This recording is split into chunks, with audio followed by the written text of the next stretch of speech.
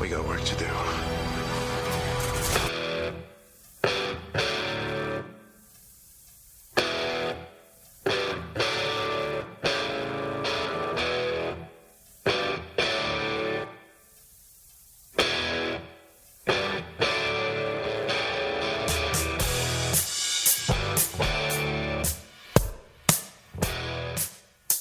Welcome to Highway to Hell, a supernatural podcast. I'm Kristen. And I'm Christine. And we're back to talk about season 7 of Supernatural. Yeah, a little different this time, huh? Very different. I had put out a little message to everyone. I don't know if you got a chance to listen to it, Christine. I say some very hard things about you, and She's a bitch. No, just letting everyone know what was going on these past few months, and just how we decided to move the podcast along in a different format. Yes. So we're back with season 7. We've watched all of season 7 and we're ready to talk about it.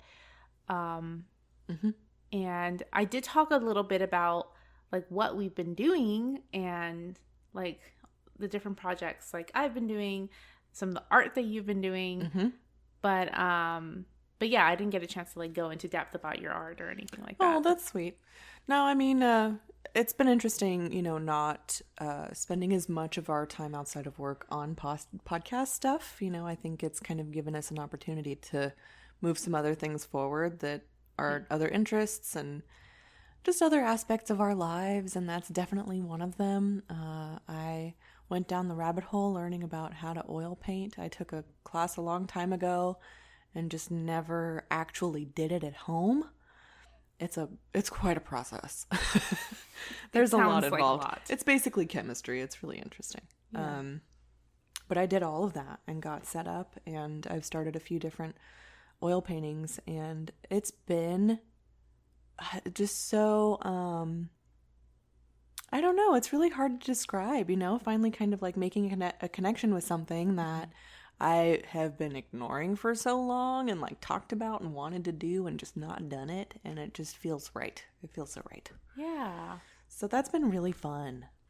And I've had more time and energy to be able to do that. So, although I think in some ways we kind of miss getting together and talking as often as we did, like about podcast stuff. Obviously, it's been nice in other ways. Yeah, no, totally. It's been nice to be able to spend like that spare time, those very few hours that we do have on things that are bringing joy to our lives. Yeah, for sure. Well, and you and I have still found ways, obviously, to talk often. Harry Potter fan fiction has brought us together. Yeah. Yes. I know. I did talk a little bit about that. And told people if they wanted to hear more, because I couldn't go on a whole rant, to listen to that yes. podcast episode that I did on Hermione fan fiction and stuff. So yep. That's out there for my rant. I can get started, but I won't be able to stop. No, yeah, for sure. And I would go on that journey with you. Kristen definitely sucked me in, and I've read multiple like literal novels at this point, Hermione novels. Yes. And they're so good. They're really good. So close the door and a window opens. A Hermione window opens. I know, it's so funny because like now that because we're recording this, it is, what is it, September 19th. Guys, I'm not even fucking with you. It is Hermione's birthday today. Shut the fuck up! I swear. Our Lord and Savior, Hermione Granger. Yes, it is actually her birthday. Queen H. That is so exciting. I know. So yeah, it's her birthday today. It's almost October is what I was going to say. And so I get really excited in October because I don't usually do anything for Halloween, but the entire month I just watch horror movies. And so I'm like trying to make space for all of that. But it's been so weird because these past few months, I haven't been consuming any television, any movies, except like minor things. I've just been reading and reading Hermione fan fiction. Doesn't it feel so good? I haven't read this much for pleasure. No. For pleasure, because I was a master's and bachelor's in English in like 10 years at least. Honestly, same. It's been a very, very, very long time since I've read this much, and it's just what I want to read. Yes. Yeah. And y'all may scoff. You may scoff, but it's really a lot of it is written incredibly well. Like, these are really excellent authors. Yeah. And we're both English students and really enjoying this. And so there's a lot of real merit to it, you know? But yeah, it feels so good to just kind of unplug in that way. And although I'm like reading it on my phone, it still feels like actual reading. Right. Yeah. And not just zoning out in front of the TV. No, I know. So it's been a great journey, spending that time. But I was going to mention that, like, it was so difficult because of that. And I don't know if you felt the same, to find time to watch these supernatural episodes, because I haven't been watching TV. Yes. No, exactly. I felt the same way. And also, you know, we're still kind of doing COVID stuff, basically quarantining at home. And it's me and my husband. And so whenever we're home together, you know, there are times where I can just kind of like take the TV over to myself, but I don't want to like force him to sit there and watch all of season 7 of Supernatural with me. So, yeah, really had to make time for that, carve out space for it. Yeah. Specifically. And kind of do some catching up. Right. Yeah, my husband actually gladly joined me. Oh, that's great. Yeah, I think he was enjoying season 7 along with me. It's funny because John kind of knows vaguely what's going on. Yeah. So I would be watching it and he would just kind of come in and out and be like, oh, you know, is so-and-so alive again? Or, you know. Right. Just kind of check in. That's funny. Yeah. I do wonder what his perspective is from like the outsider, you know? Yeah. I don't know. I need to ask him about that and be like, so what do you think? Right. At the very end. Uh-huh. His journey along with yours. Yeah. I don't know if we sound any different, but we are actually recording in person for the first time in at least, like, I don't know, like 4 years or something. I don't know. Yeah, fucking 10 years. Yeah. Because we had moved to remote recording way before the pandemic happened, because it was just easier. Mm-hmm. Well, and that was back when I lived a little bit farther from you too, so it was at least a good. So close to me. Isn't it crazy? It is so insane. The last couple times I've been over to your house, it's been like less than 10 minutes, and I'm like, oh shit. When I told you I was on my way, I wasn't on my way, Christine. I was still in line at Starbucks, and I still got here like that. Yeah, super quick. And before it was a little over 20 minutes, I think. It was a good drive, and so it was just easier, you know, on a Sunday or whatever to record remotely. But now it's like, I'll just swing by. Right. Well, yeah, So and easy. especially since we're recording just the one episode, like it really it works. Yeah, it's much easier to plan. But yeah, I mean, we're here making eye contact. Yes. Yep. It's awesome. Also kind of weird stuff staring at It's a me. little weird. Oh, I'm just kidding. She's talking and I'm looking at her and nodding and like, oh, I need to look away. I know, but also like we're sitting on the floor right now, and so like these big things are in front of us. The mics, they're called mics. These big things. So I have to kind of peer around the corner. But Yeah. no, I think I was nervous. I was nervous because although I had already told you a long time ago that I had some of like, one, my favorite episode is in season 7, and 2, that I generally like remembered liking a lot of season 7 but just hating the big bad. And so I was nervous. I was like, oh no, season 6 was really hard to get through. How is this going to be? And I am very pleasantly surprised. Yeah. So, I mean, not even just you, but definitely I think what I was understanding was the general consensus from all the fans about season 7 was that they didn't like it. Didn't like the big bad. It wasn't really what they wanted. And I've been so kind of excited to share my thoughts on the whole season with you because I think I may be in a minority here. I thoroughly enjoyed the entire season. I love this season. I loved it.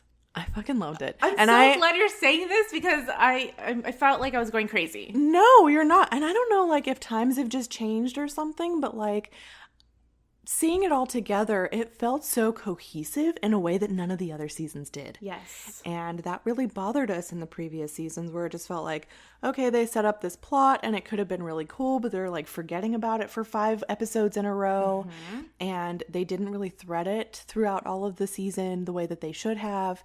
And this was not like that at all. We got multiple like major plot things happening and all of them were remembered. Yes. And like dealt with appropriately, and it just felt so, I don't know, so comprehensive, like I was saying, and like I just was not expecting that at all because no. I was thinking like maybe the season that came closest to that was season 5, but I don't even think it was this successful.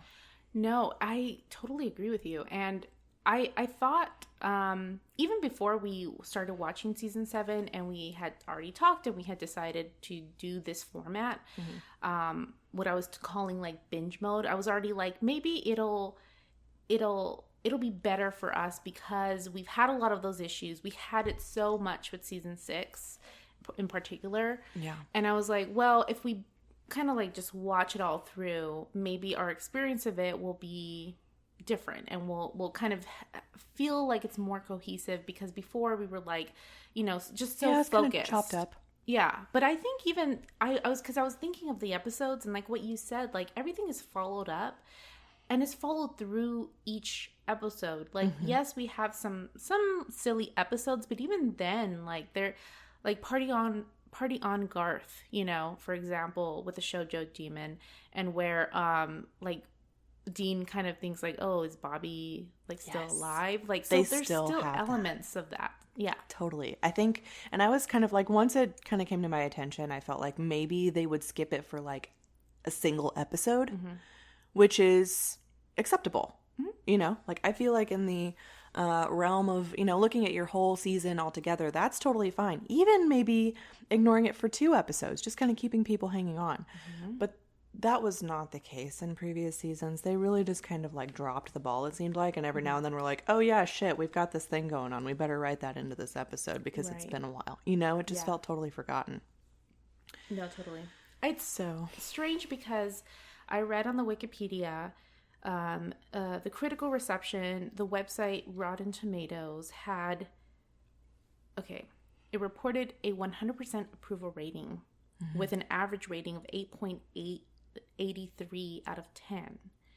And there was criticism, but in general, it was positive.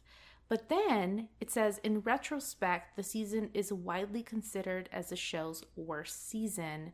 Some critics were critical of the villains and the story. And I'm so confused because I had that same feeling about the Leviathans, but I actually love Dick Roman. I love him as the villain. I do too. I think he's a lot of fun. He's super fun.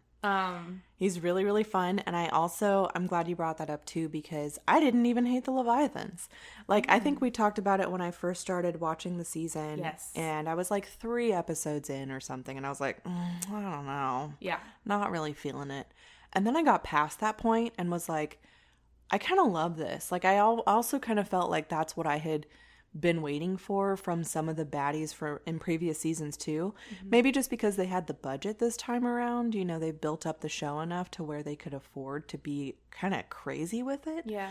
But the CGI of like the huge mouths opening and all the black goo and all of that, it was so out there and ridiculous. And that's, I think, what I wanted all along. Yeah. Like, from a lot of their monsters and their baddies, like, I really wanted it to be totally ridiculous. Like, I'm watching a show about something supernatural. It should be kind of absurd. Yeah. So because they were sticking to like just human bodies and like, Yes. And I think we talked about that. Like, it felt very Star Trek, like the old Star Trek where they didn't have like CGI didn't exist. It wasn't a thing. It was just a guy in a suit with an alien mask on. Right. And that's what every alien species was. It was just a guy in a suit with a different, different makeup. And I don't know. I just really appreciated that they just kind of went nuts with it and had this totally ridiculous plot of like this kind of like Soylent Green but people. Yes. Thing. Yeah. It was so ridiculous, but also isn't that kind of what we expected from these creatures too? Was something that was like worldwide and this huge plot and this huge thing that would be happening, and instead they were just like attacking Detroit or something, you know? I know, or like some random fucking town in the middle of nowhere. Buttfuck nowhere. Yes. It's strange. I dig the whole corporate like, you know, evil big baddie, I feel. Yeah. And maybe, I don't know, maybe it like just resonates a little bit more with the times that we're living in. Yeah. What is that?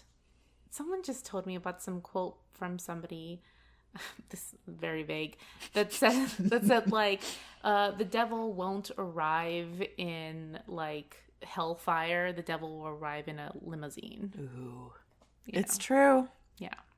Capitalism and I aren't very good friends right now. No. Not friendly at all. So, yeah, it does kind of ring true at the moment. I like it too. And it's, I don't know. It worked. It ended up working for me, and I didn't think it was going to. This sounds crazy, but like I would say season 5 has always been, season 5 would be my favorite, and I think that's typical. I would say season 7 is my second favorite. Yeah. I really loved it. Honestly, I'm not sure. I hadn't really thought about how I rank the seasons against each other.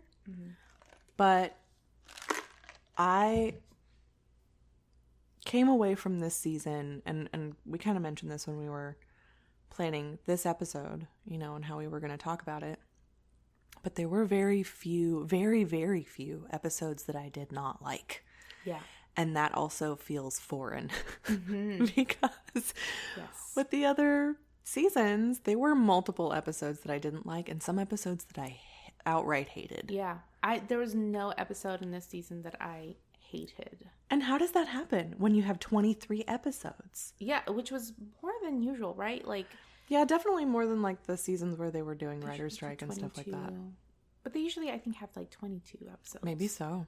Yeah. I don't remember. I think that's typical. I think I don't know. I did more than usual. Yeah, I think the 23rd episode was an extra one. Wow. I mean, you know, what are the odds of that? Like having that many episodes and very few stinkers. I don't know.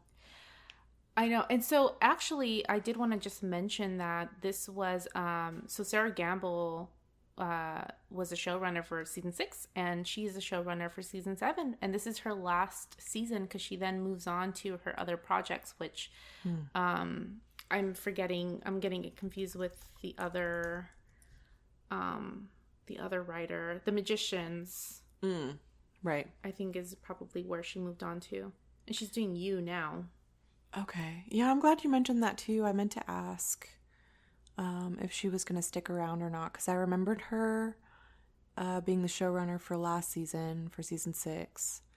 And, you know, it was kind of rough. And I kind of felt bad for her. Because I'm sure she got a lot of shit for it. But any shit that she would have gotten for season 7, I think, is not deserved, you know? I was really impressed that she did this. It was impressive.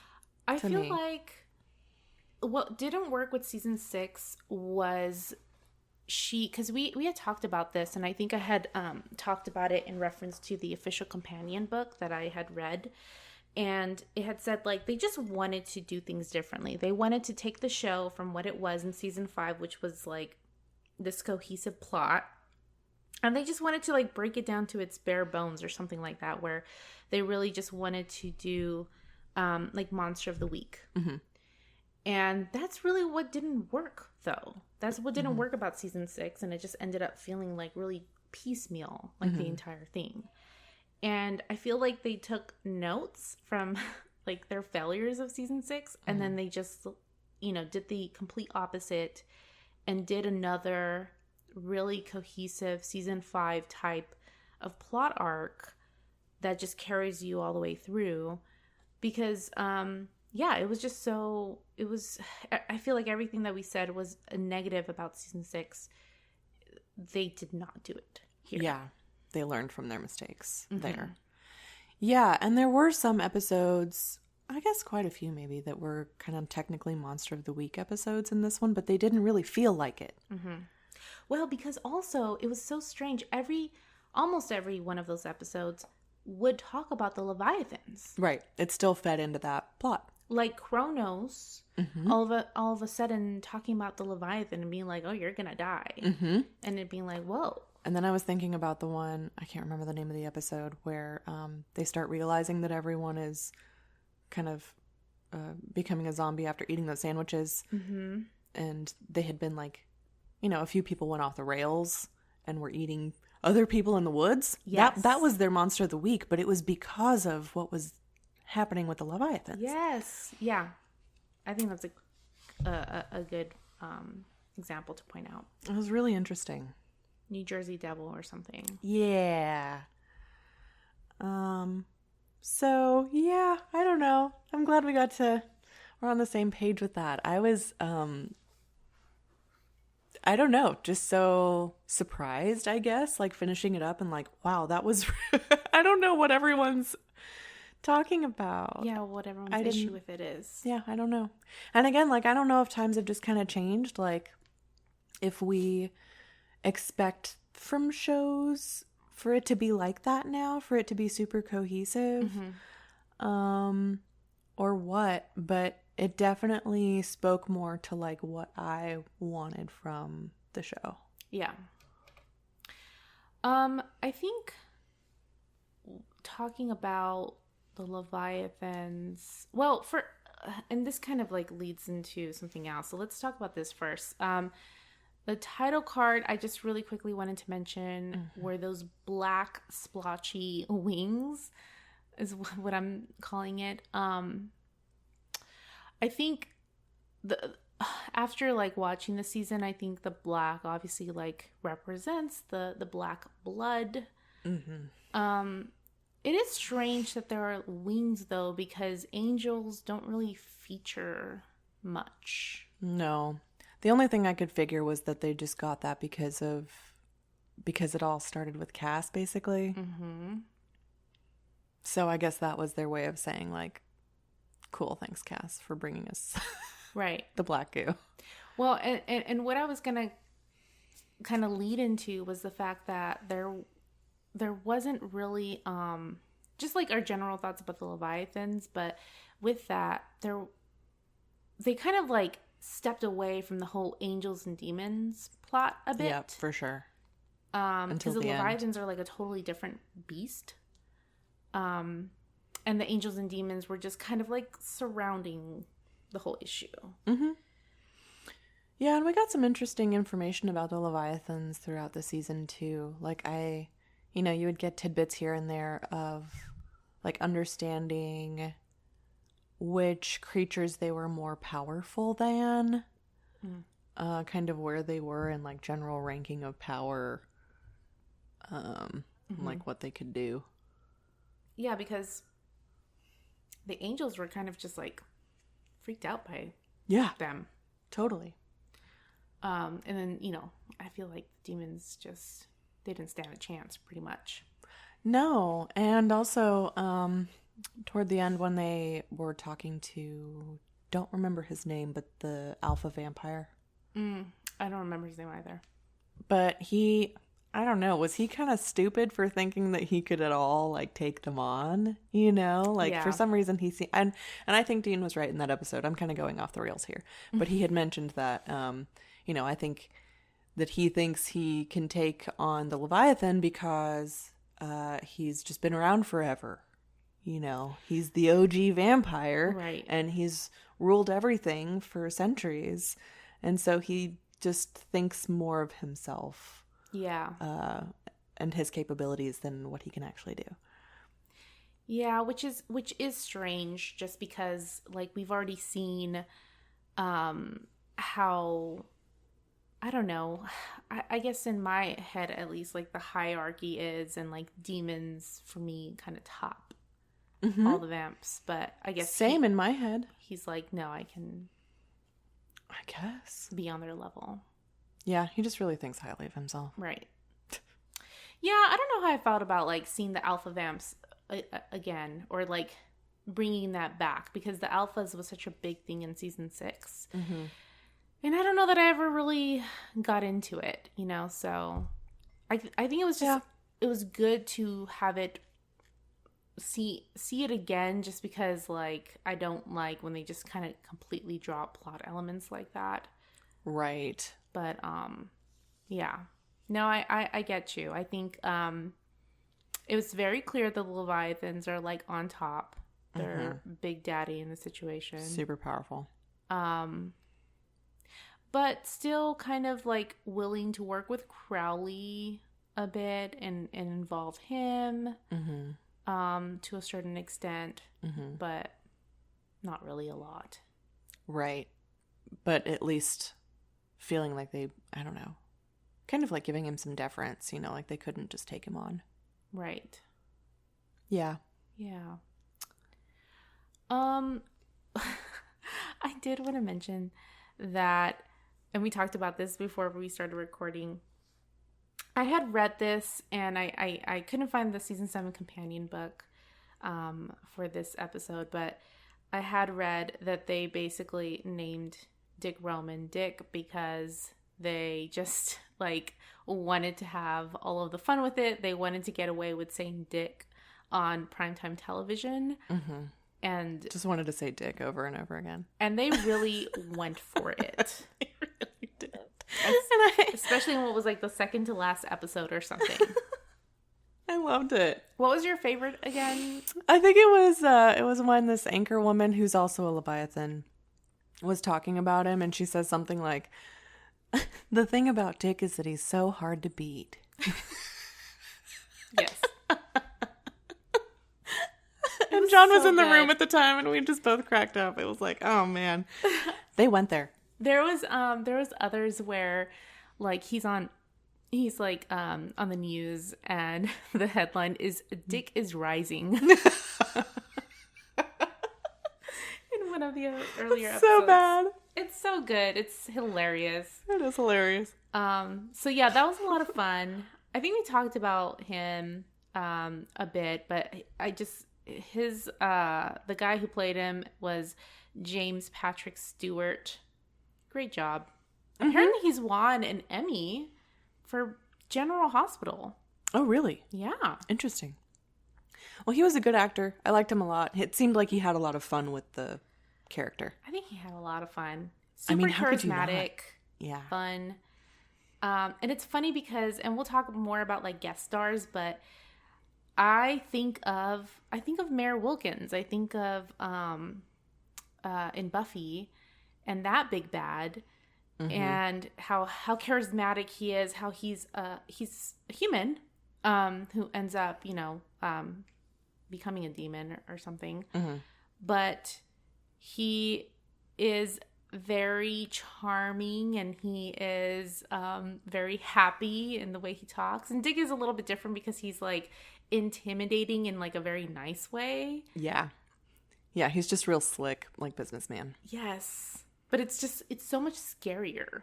Like those moments where he's like standing over Charlie and he's like, "Oh God, you are so great. You're doing so great." Oh my God, totally freaked me out. Yeah, it's very nerve-wracking. So yeah, I thoroughly enjoyed him. Loved him. Thought he was great. Me too.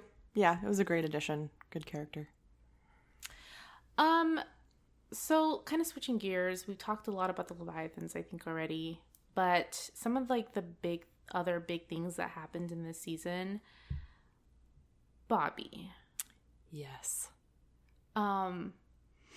I was shocked that he died. Me too. I did not think that was going to happen at all. It did shock me. And what also shocked me, given like the life that hunters lead and what they know of the ghost life, it shocked me that he decided to stay. Me too. Because at first you would think that, well, especially after Death's Door, which I told Christine, I had mentioned before that there's only one episode of Supernatural that ever made me cry, and it was Death's Door. Understandable. Yeah. And you see the love that he has for Sam and Dean. So at first I thought, oh, he's doing it for them. Like, even though he understands what this would do to him, or like, you know, that this is like non-existence, that he wouldn't do this. And yet that either that changed, or like the Bobby that we know can be a little bit more vindictive than we think. Yeah. No, I had the same thoughts, because I definitely thought that he stayed for Sam and Dean. Like, you know, that was kind of the theme throughout Death's Door when he was going through his memories, and like his goal was to wake up to help them, right? To tell them what he had found out about what Dick was doing and what the Leviathans were doing. And so he gave up all of his energy and all of his effort to get them that message. But, and then the episode just ends without him giving an answer as to whether or not he's going to go with the Reaper. And so I suspected that he might stay because of that. But then once that's confirmed, I just assumed it was for Sam and Dean, right? Like, he just felt like he needed to stay and keep helping them in any way that he could. Right. So yeah, did he just, because he was a ghost? I think that's what was weird for me too. Like, I guess I assumed that with all of his years of experience as a hunter, he knows the way it goes when you become a ghost. He sees that. Like, he's seen so many times what happens to people when they're ghosts, and he decided to do that anyway. And I felt like he was setting himself up for failure, you know, like, you know, it's going to go bad, but he still decided to do it anyway, and it did go bad. Yeah. So I don't know. I still don't know why he decided to do that. Yeah. And I'm trying to think of like examples of where he has been kind of, like vengeful. I was gonna say self-serving too, but that's tough. I'm trying to think, like, he was a little bit like that when he lost his mobility. Yeah, but I don't know. It was different, I think. So yeah, I don't know. It was obviously a shock. And I was glad that we kept him on as a ghost, just because I wanted more of him. Me too. Like, I wasn't ready to let him go. No, I wasn't either. Especially since they had just lost Cass, and it was like, oh no, not Bobby too. Yeah, right. They've just lost so much. No, and I was kind of glad, you know, that he came back as a ghost, and I was thinking like, oh, is he just the Bobby Ghost character now? You know, like, is this just going to continue, like, for seasons? Like, they just carry the flask around and they still have Bobby, but he's a ghost. Yeah. But it didn't last that long. No, and I think it was right of them to, like, you know, allow him to move on peacefully. But it does make me very sad. Me too. Yeah, I didn't, I don't know. He's been such a central character, and he, you know, was so important to them. I didn't see him not being on the show at this point. Yeah, and I wonder if it's because, and we can talk a little bit about this. So I've read that, and again, I wish I had my companion book, so I'm sure we'll get some tweets on this. I've read that they had decided not to continue with the Cass as a character. Oh. So it was either that, or like Misha himself had wanted to like be around for his kids more at the time. But it just makes me think, like, they just really are kind of switching out the characters, you know. And I think what happened was people were like pissed off. They were like, "Where's Cass?" You know. And then they brought him back, but yeah, it kind of made me think of that. For Bobby, right? Basically, yeah. Or just, you know, they just kind of decided to like maybe get rid of 2 characters and kind of bring in new characters, because there are new characters. There's Charlie, there's Garth, and they'll show up again. Kevin is gonna stick with us too. Yeah. So I don't know. I wonder if they were kind of trying to like bring in fresh blood, a little bit.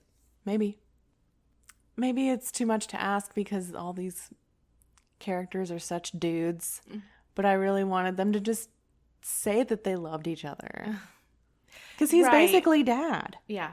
And he even said in Death's Door, like, I adopted 2 boys and they grew up great. Like, he sees them as his children. He does. Yeah. And I just wanted that, and they never said that. I know. I know.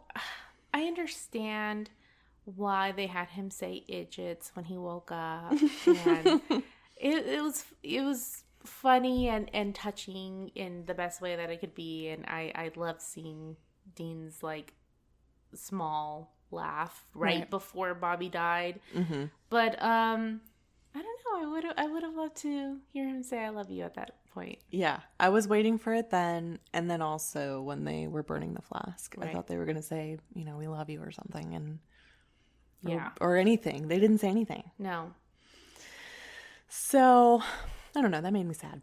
Yeah, I know. These dudes. Ugh, so emotionally constipated. Well, and speaking of emotionally for being so emotional. No, I know. But Dean, just the king of emotionally constipated. I really love the dynamic that they go for in season 7 with Dean and Sam. I'm just very upset with Dean for the things that he does. And if you guys don't remember, if you're listening, you don't remember what exactly happens, but essentially Sam meets up with this girl, Amy, who he helped out one time when they were kids, and she is some sort of creature. I forgot. I'll think of it. They had mentioned it. And, you know, usually she doesn't kill, but this time her son needs to is like sick and she needs to hunt for him, and so Sam allows her to live, but Dean doesn't agree with that, and he goes and kills her, and then he hides that from Sam until, you know, it's not hidden anymore. But I just did not understand. I didn't either. I thought that was extremely cold-blooded of Dean, and it was totally unexpected. Did you think that was out of character for him? Because we've been through a lot. Yeah, I actually did. You know, it was the kind of thing that I think like maybe season 2 or 3 Dean would have done. Yeah. Season 2, especially with like Howard and everything. Howard. Yes. Vampire Hunter. Oh my God. Gordon. Howard. Same thing. Who's Howard? Yeah. I was like, Harold. Yeah, but at this point, they've seen like even more instances of, like we've talked about it a lot, you know, in previous seasons where there's all that gray, the shades of gray, where some of the monsters can sometimes be good, and they've teamed up with them and they've let them go. And so why suddenly is he like, no, this person who is flying under the radar and who Sam is vouching for and who actually means something to him and is probably going to be fine, like she's the one who has to go. Right. It was weird. Well, and I think because this was the 3rd episode of the season and he's coming off of a lot of anger with Cass. Like, yeah, that's fair. He had killed, you know, Cass had like become totally evil and become this like evil god entity, and he had trusted Cass, and it just, you know, he just felt like his trust was broken and probably felt like, oh, well, I can't ever trust anyone anymore. I can't ever trust a being like a supernatural being anymore. Right. But it was still for me just a little too in like the other direction. And maybe it was just because of who she was, you know, we got introduced to her character and she was a good person. Mm-hmm. And had a son who she was trying to take care of and trying to do everything right as far as still respecting human life, but still like giving them what they needed. Like she worked at a morgue to be able to like feed on people, but they were already dead. Right. You know, like if you're a monster who has to live among humans, that's probably the best way to do it. Right. And also her son and him seeing Dean kill his mom. Oh my God. That was super fucked up. Like that is a superhero origin story. Well, it made me think of Kill Bill Volume 1. Yeah. With what's her name? Like Veronica. And then I don't remember the little girl's name. Yeah, and then Beatrix tells the little girl like, come if you want to come and find me, I'll be ready. I'll be waiting for you. Yeah. But she even had more of a reason to kill her mom. I know, yeah. Than Dean had to kill Amy. No, that's true. She was a good person. It pisses me off so much. It's very weird. And I'm glad that the guilt was like eating at him because of that. Yeah. He deserved it. Yeah, totally. And I'm glad that Sam got so pissed off at him, and I'm also surprised that he forgave him the way that he did and so quickly. Well, yes, but also it is interesting that he mentions something or he says something that like calls back to like what Dean had said about killing Amy when he kills his daughter. Like Sam shoots Emma. And I forgot what it is, but he does say something to the effect of like, you know, or like to call back to that, like, well, you killed Amy. Mm-hmm. I'm going to go ahead and kill your daughter. Mm-hmm. By the way, it's pretty dark. I mean, I think they just kind of skate over all of that. And maybe like, I would say like the only weakness this season does have is I would have liked more of a callback to that guilt in the later season episodes, especially when Cass does come back. And Dean is suddenly like, I know he's a different guy. He thinks he's Emmanuel. But, I don't know. Like, we didn't get any, like, Dean wasn't mad at him. No, not in the way that I expected him to be at all. Like, he seemed like he was kind of dealing with some internal struggle, but he wasn't, like, pissed. Mm-hmm. And when Cass wasn't around, whenever he would come up in conversation, he was pissed. Right. He was like really pissed. And didn't even want to talk about him. And then suddenly he's there and he's kind of like, oh, okay. I don't know. Maybe it's like a bad relationship. He just can't. You know, he can't quit Cass. It's his weakness. Yeah. And so when he's in front of him, he's just like, oh, poor baby. Okay. You can come back. Right. No, I did really like just kind of speaking about the guilt again, that episode with the Egyptian god defending your life, where we see Joe and we see that like big guilt trip for Dean as well. Totally. And yeah, and I don't know. Ooh, and another good one. Sorry to add on to that I had forgotten, but was a good. I thought it was so cool when I was watching it. What was the name of that episode where there's a town with all the mediums? Oh, the Mentalists. Yes. Uh-huh. And they go to that museum and the guy is like a real one, but he's just like being real nice to them, and suddenly they go to leave and he pulls Dean aside and he's like, there's a woman you know, Ellen? And she's telling you, you know, you better let that go and trust somebody or it's gonna eat you up and you need to do that right now. And he's like, okay, thanks, bye. And that was so great. I was like, oh shit. Yeah, I know. It was really cool. I'm trying to think because like all of his guilt kind of ties into his alcoholism, and then that ties into him like sleeping with the girl and the Slice Girls. Yeah. And then afterwards he's like, I'm not doing any of that anymore. So maybe it was a little bit of that. Like he's just like, I don't need this anymore. Okay, that's done. Another reason why I love season 7 is Sam and his Lucifer hallucinations. I'm so glad they came back. Because I love Mark Pellegrino. Same. He's amazing. He is amazing. Yeah, I've raved about him whenever we talked about him before, and he just does not fucking disappoint. He's so good. No, he's great. And those moments where like, oh, poor Sam. Like I always make fun of him, and I'm just like really harsh on him, even while he was dealing with all his like devil shit, all of his special child shit. Mm-hmm. But it was really in that episode where he's like locked up that I felt so bad for him. Totally. And especially when like Lucifer is like has like a microphone and he's just like scaring him and like setting off firecrackers, like loud noises, and just being just a total nuisance. Yeah. That was terrible. I don't know if we really... Was that Lucifer, or was it just Sam's construction of Lucifer? I don't know. I mean, I don't feel like that was actually answered for me, but I personally sort of settled on it being, well,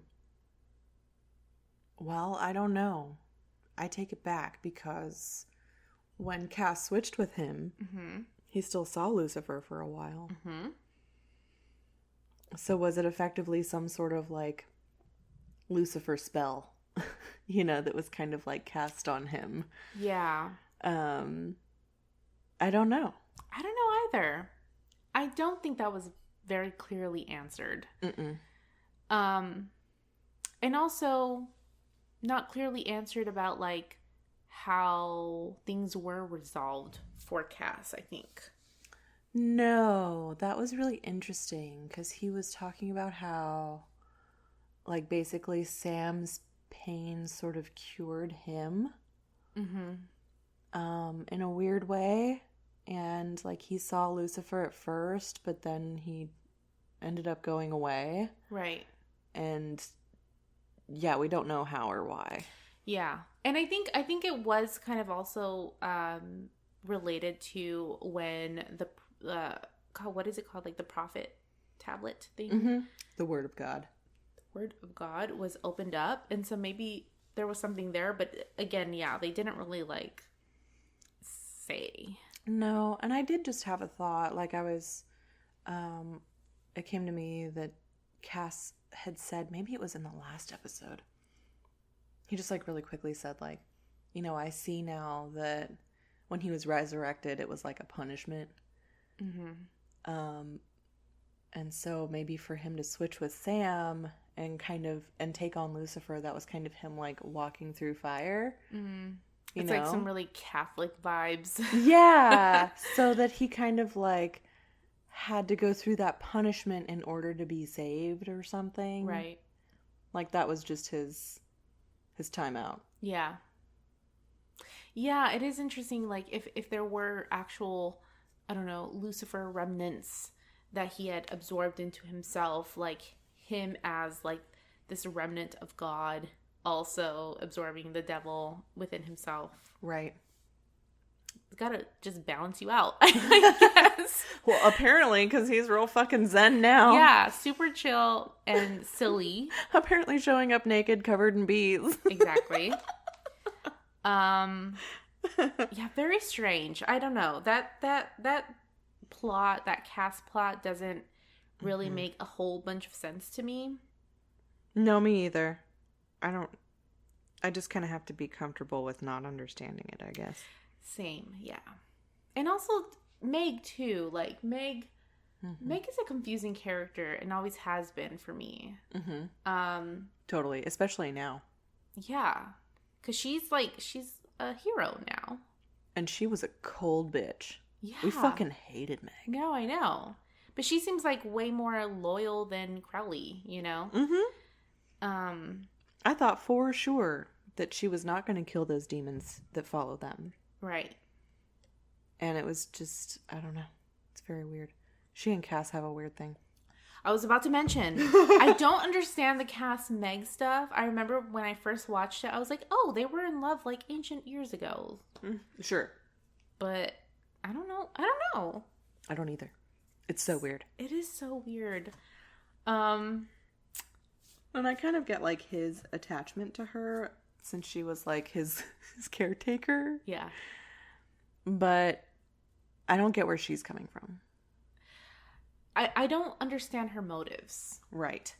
Because the Meg we know always has a motive. Mm-hmm. And she's tried to kind of explain that like the main thing she's focusing on is Crowley. And so kind of whatever she has to do to get there. But she's acting way too nice for that shit. Yeah. Yeah. I don't know. Yeah, she tries to come off as snarky and still bitchy and stuff, but it's not. Meg, you're not fooling us. There's no bite to it. You have a soft heart. Totally. Completely. Especially for Cass. Mm-hmm. Big softie. So I don't know. I would have even liked if they would just said like, oh yeah, she's in love with Cass and that's why she's helping out, I know basically. that would have better explained it for me. It would tie everything together because it's just been so weird with her and him. We talked a little bit about Kevin Tran, and we'll talk more about him because he does stick around. It's funny because I always hated Kevin. Really? Yeah, I don't know why. Maybe I just like see myself in him or something a little bit, like high school Kristen. But no, I loved him this time. I liked him. You know, I don't know. If I had to go one way or the other, I definitely liked him more than not. Right. I mainly just felt really bad for him. Yeah. The whole time it was happening, like he was getting struck by lightning and like he was like, what's happening with my life? I was like, this poor kid. This poor boy. He's been working so hard towards like some Ivy League school and he just now wants to go to Princeton. It's just completely fucked up. And when he met Sam and Dean comes in, he's like, who's this? And Sam's like, this is Kevin Tran. He's in advanced placement. Right. Oh my god. Poor baby. Yeah. I dig the whole prophet thing. I think it's an interesting element to bring back in. I know. I had kind of forgotten about it. You know, that right. like they even had prophet. I sort of forgot about what's his face? Chuck. Because he had died? Question mark? What happened with Chuck? I don't remember. What happened to Chuck? Oh shit, let me Google. I mean, apparently he's not with Becky anymore. Yeah, apparently he dumped Becky. Ugh. That's a whole other thing. Becky's a whole another thing. God damn it. Wait, let me Google it. Okay, you Google it. Because I know he comes back. Yeah, there's some stuff. There's some stuff.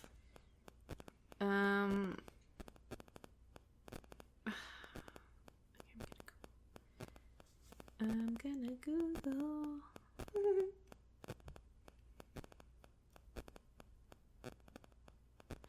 Wasn't there some like fucking weird shit that happened where he like disappeared or something? Yes. Because he was like writing again or something. Uh-huh. Did he disappear or someone, it seemed like someone took him or something? Okay, literally vanishing from his seat on camera. That's what it was. So I don't know. Either way, Chuck is not apparently a prophet anymore. Because I think that's how it works, right? Like we're supposed to... Did they mention that in this? Yeah, I think so. Okay. That we already know that like once they die or something, it goes to somebody else. Yeah, it's like Buffy. Right. The vampire slayer. Right. It's passed on to someone else. They're reborn. Yes. Yeah, so I think not a lot to say on Kevin because we don't get too much on him. But that'll definitely... Crowley has him now. Yeah, so, that's not cool. He's not going to the Ivy League school. No.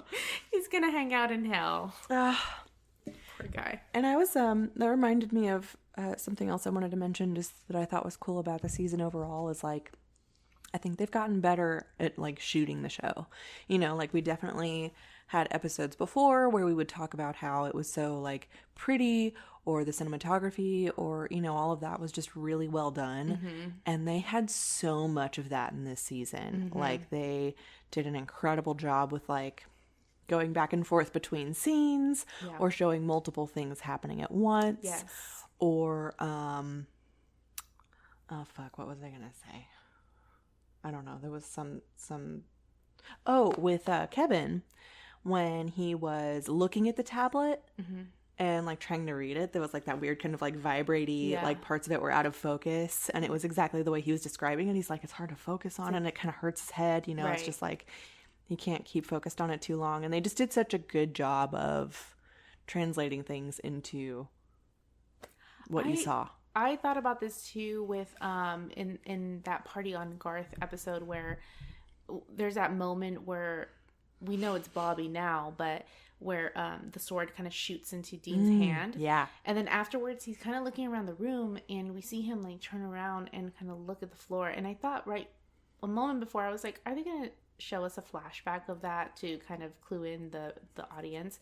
But instead what they did was they showed us the exact same perspective that it had been in before, and it was such a weird perspective. Like they didn't do that throughout the rest of the fight scene. Yeah, that perspective, and they showed it that way, and him looking down on the floor where it was, and so it was just such a smart like visual cue for us to think back to. Oh yeah, that's what he's thinking about. Yes, totally. It was good. It was good. There were a lot of things like that I felt in different episodes where it was like, ooh. Yeah. You knew what you were doing. Yeah. No, definitely. Also, Time After Time looked beautiful. It did look beautiful. I don't know how they got, all the sets and everything for that, but it was awesome. That was a really great episode. Yeah, because I usually really, really hate time travel episodes where they go back in time to like the 20s detective, there's a word for it, noir, like that kind of noir kind of setting. Yeah, because it just I don't know, the way some like people do it, it's just really fucking annoying. Like Pretty Little Liars does it. And so much better than Pretty Little Liars. Good. That's good. Yeah. I thought it was great. They did a great job. And I already told you that Dean in that suit with his hair combed that way, as soon as he was like, let's get you in some new clothes, I was like, yes.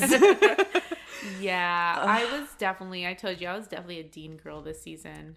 Welcome. He was pissing me off, but he was hot. And we get to see him have sex. Yes. It was super hot. Very nice. I know. No, as soon as he came out, I was like, hello. Yeah. Okay, so specific episodes we wanted to talk about. Well, we're talking about Time After Time. A little bit already. Yeah, great episode. I loved the time travel. Was that our first time? No, it wasn't. We've had time travel before. To the 70s. Let me think. Yeah, yes. I don't know if that was the only time. I can't remember. They've done it. I think they've done it twice in the 70s. Okay. So, I love it. I love me. Well, I usually hate time travel. I've said this before, but I liked it. I like how Supernatural does it. Yeah, they did it really well this time too, I thought. And I really liked the other characters that they brought in. They were pretty solid. They didn't just feel like throwaway characters. Like the detective that he runs with, who's the hunter back in the 40s. That was awesome. Yes. And the woman who reminds him of Bobby. Oh, yeah. That was great. Yeah. And it's so hilarious that she kissed him. When that happened, I was like, girl, I don't blame you. Well, we it's all fine. would. Don't blame you. What was I going to say about that episode? Oh, I just got so happy when he, like, looked at the letters and was like, Back to the Future 3. Yes. I was like, oh, I know what you're thinking. Yes. Because Back to the Future 3 is actually really good. And people don't respect it enough. No, they don't. I liked it. I liked it too. And then I know we were going to talk generally about like cameos and characters or, people who showed up in this season. But I was really excited in this episode once I realized that Kronos was Logan Eccles from Veronica Mars. Oh my God. Jason Doring. Wait, does that mean that you were like a Logan girl? I did really like Logan. Wow. I know he's problematic. I get it. Because I've only seen like 1.5 seasons, but Oh, okay. that just again one of those TV shows that I need to pick up again. It's super good. It's fun. It's great. I love it. But He has some some redeeming qualities. Okay, well maybe he'll redeem himself. Yeah, there were definitely times where I just loved Logan. Yeah, and he's a really good actor. So as soon as I realized it was him, I was like, yeah, no, he was good. He was good.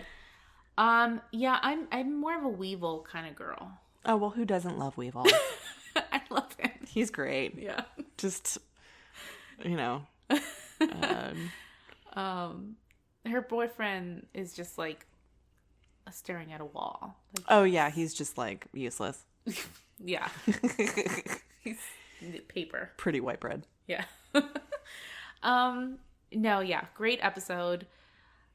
Let's talk about Repo Man. Man, that was... Oh, yeah. That was... Talk about fucking dark. Yes. Super dark. I remember watching that episode and just, like, being, like, mind blown and, like, loving it. It was such a departure. Mm-hmm. Like, it really... I don't know. I think it took a while for it to sink in, you know, for me to, like, realize what I saw. Yeah. Because it was such a different... like it came at the demon thing from such a totally different direction than I ever expected. For this dude to be an actual legitimate human serial killer possessed by a like what the fuck? I never... Who thought of that? Yeah. You know? It's like crazy. Who even thought of that?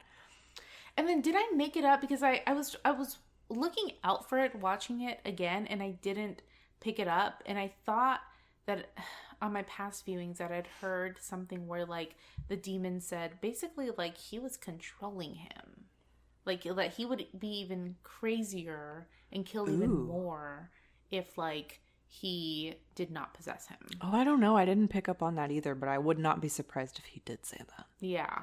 Well, because we've dealt with demons and how bad they can be, and also like, you know, how good they can be as well. Mm-hmm. To a certain extent, and we talked about like, you know, what were those, the benders and everything, like how bad humans can be. But this was like totally different because we never really dealt with like a serial killer like that. No, like a psychopath human. Yeah, like his name was Jeffrey too. Yeah. Yes. So I was like, oh yeah, of course. Yep. But yeah, I don't know. And it was really kind of fucked up too because they had me really liking Jeffrey. Yes. That actor did an incredible job. I was just thinking about that too.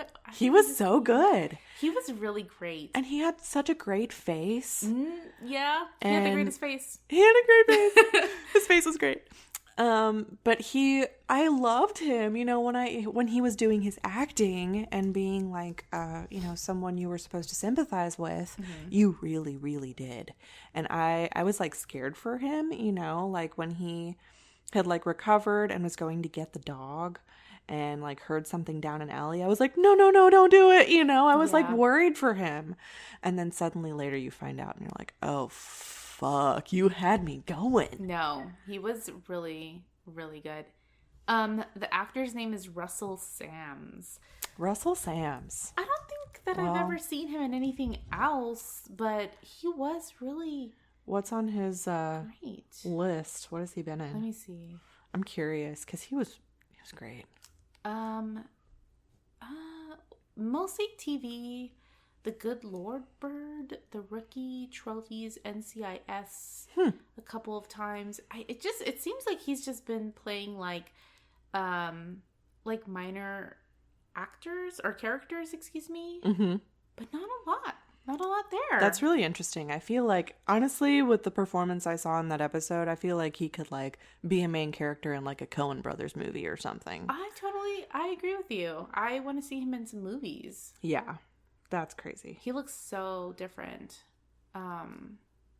Yeah, he's got like long hair now. Oh, he came out in The Rules of Attraction? That's a funky movie. I wonder who he played. Have you seen The Rules of Attraction? No, I have not.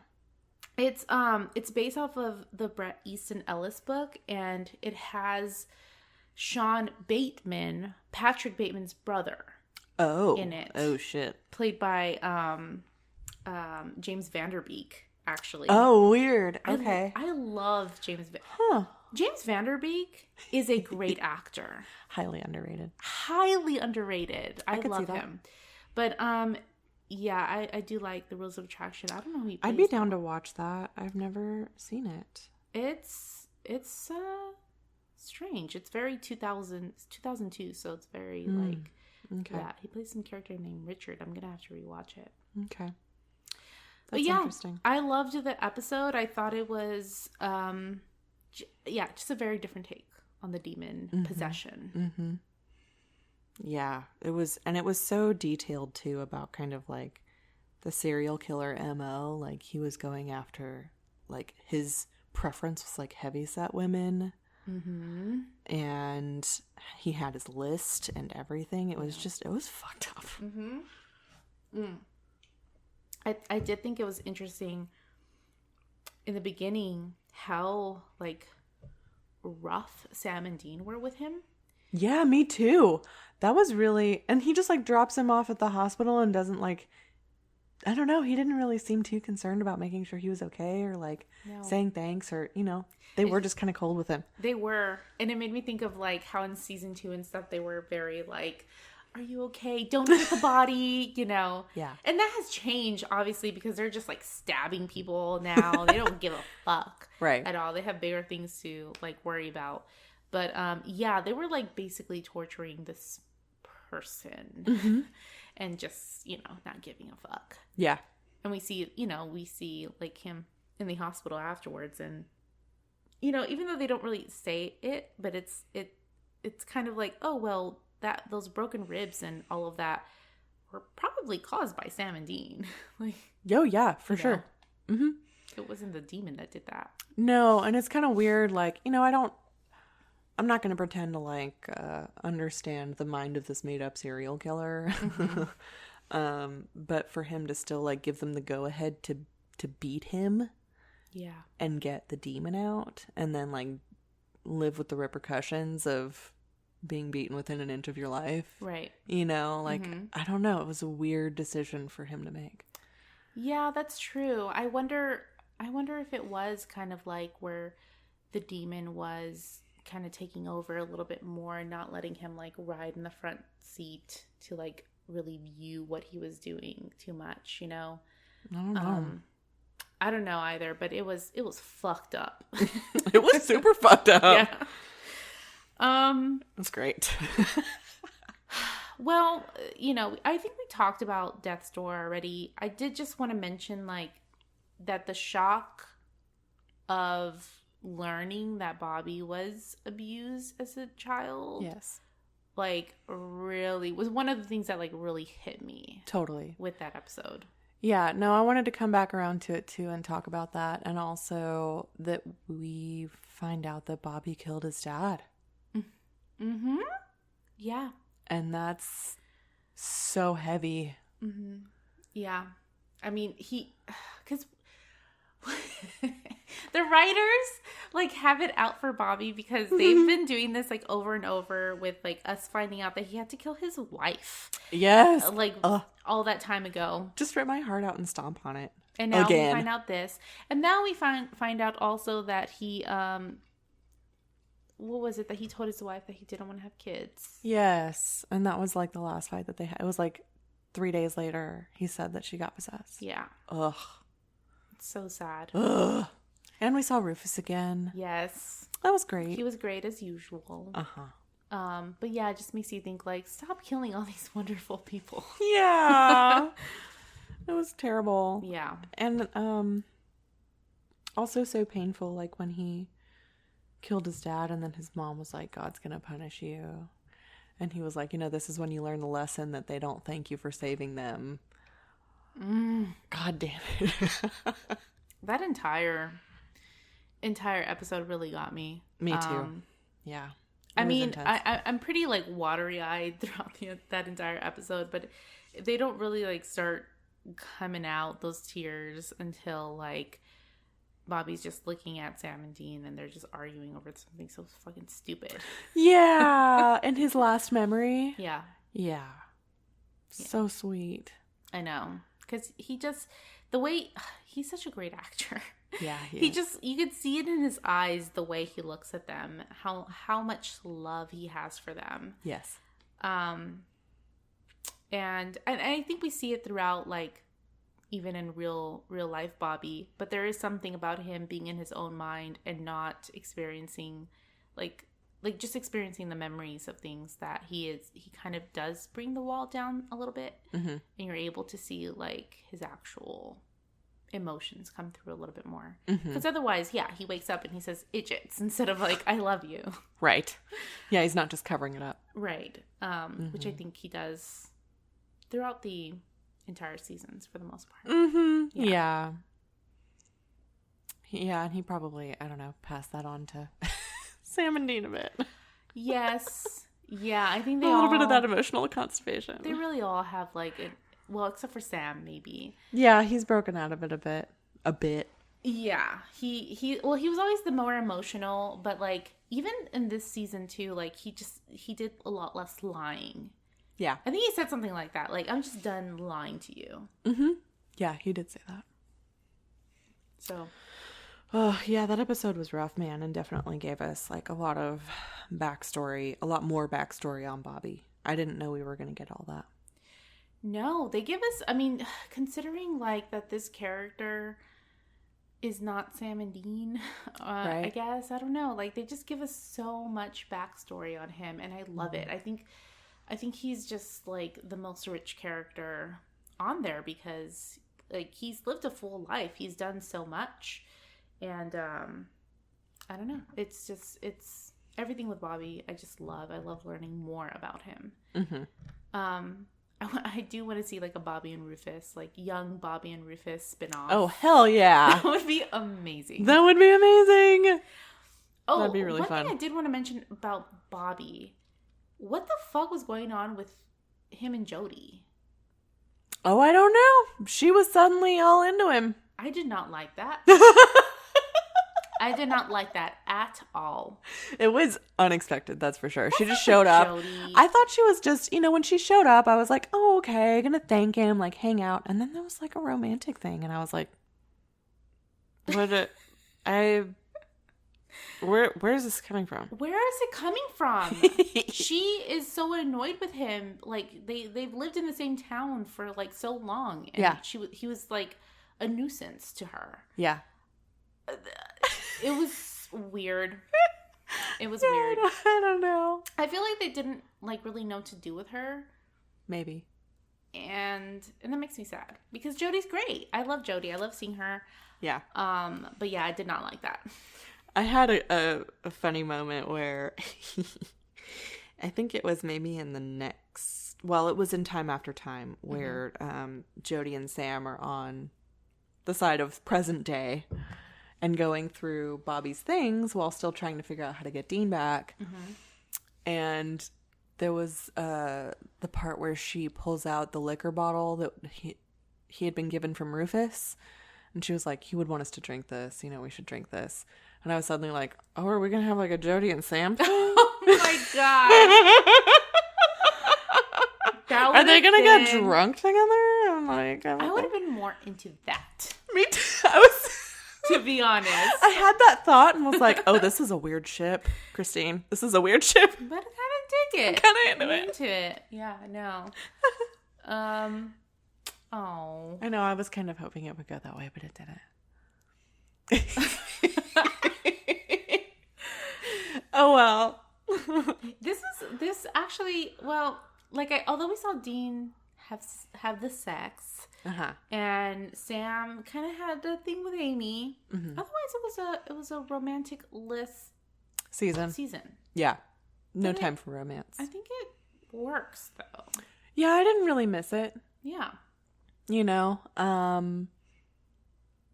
I don't know, when it's been there before, like, it's been fine, but I even still wanted more. Like when Dean and Lisa were a thing, it was like, oh yeah, they're together, but you don't get to see them kiss. Yeah. Where the hell is that? I was like, what the fuck? I know. If you're going to do it, then do it. No, it's true. And if not, then don't. You know, so I guess this was okay with me because they weren't trying to be like, oh, there's this, you know, romantic relationship happening, but we're not going to show it to you. Right. Which is like, okay, we're not going to have it at all.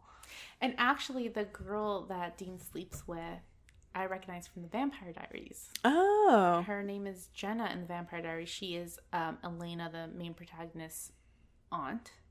Okay. And so it was funny because, like, she's very, like, in that show, she's, like, a mom figure, essentially. Oh, weird. So it was, like, weird to see her, like, as a sexy woman. Uh-huh. that he meets at a bar. Right. That's a very different character. Yeah. Oh, I was just going to say that the one thing that I have been watching of TV, I've been rewatching Vampire Diaries, actually. Which has been great. Yeah? Vampire Diaries rules. I've never seen it. Up until like a certain season, and then it's like no. And then it doesn't roll. No, it doesn't. It doesn't roll after that. Okay, so we have to talk about the girl with Dungeons and Dragons tattoo. Absolutely, like at length. It's my favorite episode. I love it so much. I love every minute of it. I mean, I agree, and I can see exactly why. Mm-hmm. Felicia Day, first of all, is amazing. Yes. Love her, like, nerd queen. Yes. And when she went and sat down in her cube, I was like, oh, it looks like our cubes. For real. There's, like, all of this nerdy stuff. I have Hermione Granger on my desk. Literally. Yes. And you probably talked to her for advice. Maybe. And I wouldn't blame you. So it was just really, really, I don't know, relatable and so funny. And there was a lot of dialogue, like really witty, like quick dialogue throughout the whole thing. Yeah. And it was just done really well. And that was one of those episodes I was thinking of when I was talking earlier about like all the great camera work that they did. Mm-hmm. Like when she's going inside the building and they have the screen literally split into like 3 different views. That's right. It was great. It was great. They did a lot of cool shit in that episode. Yeah. Yeah, I thought that was a lot of fun. Just apart from Charlie being this just super nerd, like queen, like amazing hacker. Mm-hmm. Just everything about her. Love. Mm-hmm. She is not going to be flirting with Dean and Sam because she has her own interests. Yes. Arwen on her background and Princess Leia tattoo. Yes. On a 20-sided dice. Just amazing. It was awesome. Also, I really, really love the element of like breaking into the facility. Mm-hmm. As Dean says, he's like, ew, it's in the middle of the Death Star. Mm-hmm. They have to go in. Yes. Yeah, I love a break-in plot type of thing. Like we've seen it before. Mm-hmm. Like with Nightcrawler and stuff like that. Like the bank heists and stuff like that. This one was a little more technical though. Yeah. Yeah. Yeah, I preferred it. Me too. I prefer this kind of thing. But it was really good, and it was pretty nerve-wracking, honestly. Mm-hmm. Like the whole time she was in the building and everything that was happening, you're just like, oh god, oh god, oh god, oh god. Yeah, because she's gonna get caught. Yeah, and so scary. Yes, and it was just really, it kept you on edge the whole time, which was cool. No, definitely. But no, the whole entire thing was just so great. I don't know if you caught this, but she actually says she's going on some sort of rant. I probably did catch it, but when Dean's trying to calm her down, mm-hmm. and he's like, "What would Hermione Granger do?" Or mm-hmm. I'm sorry, it was Sam. Yeah. And then she, kind of goes into this whole spiel that we've talked about this, about how Hermione really is the one saving Harry all the time, and he would not be anywhere without Secret her. main character. And Hermione Granger in the Chamber of Secrets, essentially. Yeah. And then she says, and that Hermione ends up with the wrong person. And I literally started screaming. I was like, oh my god, she said it. I don't know who wrote that for her, not. But we all know. It's true. Guys, I'm sorry. Slight HP rant, because of our Hermione stuff. I just can't see her with anybody other than Draco now because she would.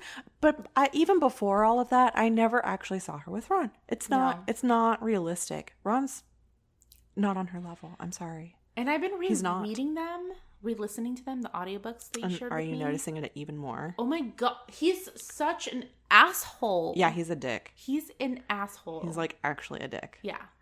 And he's dumb. He does literally, I think, 3 things that are helpful throughout the entire books. 1, the chess game. 2, thinks of the basilisk fang at the end. Yes. To use that. And says and pretends to speak parcel tongue in order to get into the chamber. Right. And then the other one was fuck. I'll think of it. There's 3 things.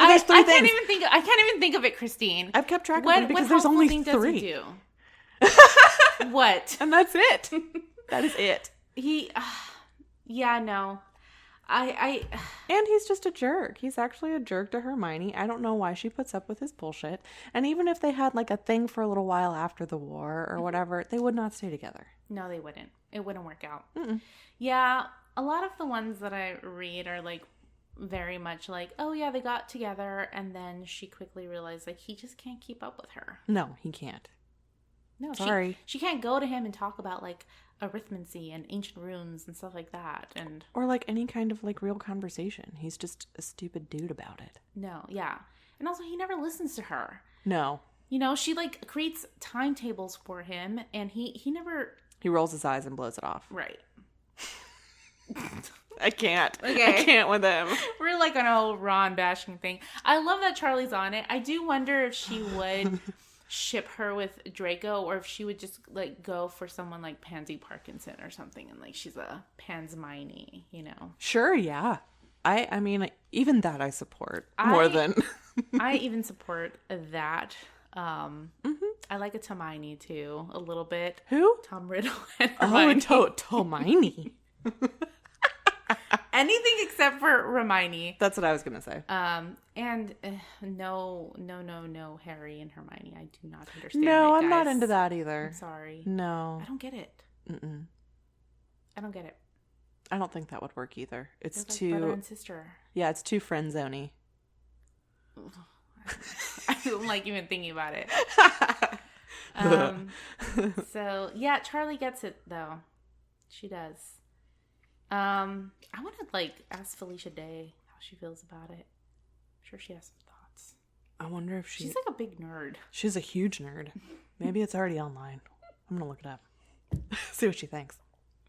I did really appreciate that she was also like a Lord of the Rings fan. Yes. Just thinking. Yes. And all the nerd stuff around her apartment. Yes. I know. She has fucking swords and shit. That's great. No, I don't know if there's anything more to say. Just I was gonna say that I really like that Dean really liked her. Yeah. That was kind of funny. Was it him or Sam that was like, she's like a little sister or Dean. something? Yeah. He was like, she's like the little sister I never wish I had. Oh. Yeah. It's cute. But then there was a part, I think, where they were in her apartment and she says something and she can't see Dean's face and he like smiles. He like really liked her response. Yeah. And it was really funny. She just cracks him up in that episode, No, I know. It's funny though because like you would think that because he would always make fun of Sam for being a total nerd, but like he doesn't make fun of her. He's just kind of like, oh, just let your freak flag fly, essentially. Right. Oh yeah, Ron gets the sword of Gryffindor. That's the only other cool thing he did. I finally thought of it.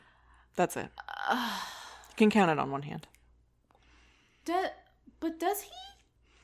Out of the frozen lake? Oh, yes, because he has to dive into the lake. I thought he only grabbed Harry, but he got the sword too. Because he did the daring deed or whatever. Managed to find his way back at the right time. Because he was a douchebag. After he had left them. Why did Dumbledore have to factor in the fact that you are a dick? to make sure that you would find your way back to them. Oh my God. Literally. Right? Literally. He's like, oh, well, Ron's kind of a lame ass, so I better give him the Deluminator. I hate it so much. I hate it. I will say there is, and I told you about this one, Christine, but there is a fic, a Draco one called The Disappearances of Draco Malfoy. Oh. That is really well written. It's actually by a young adult young adult writer, like a published author. A YA writer. Yeah. Cool.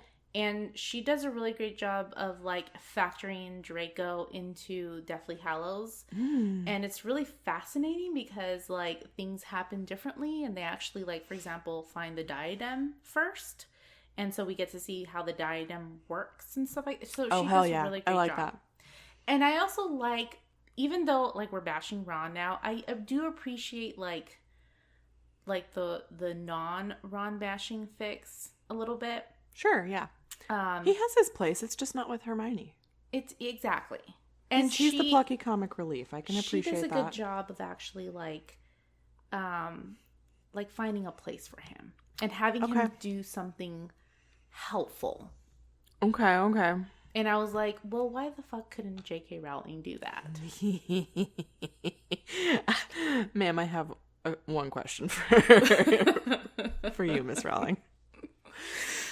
I don't know. Okay, well, that's good. I'm going to have to look that one up, too.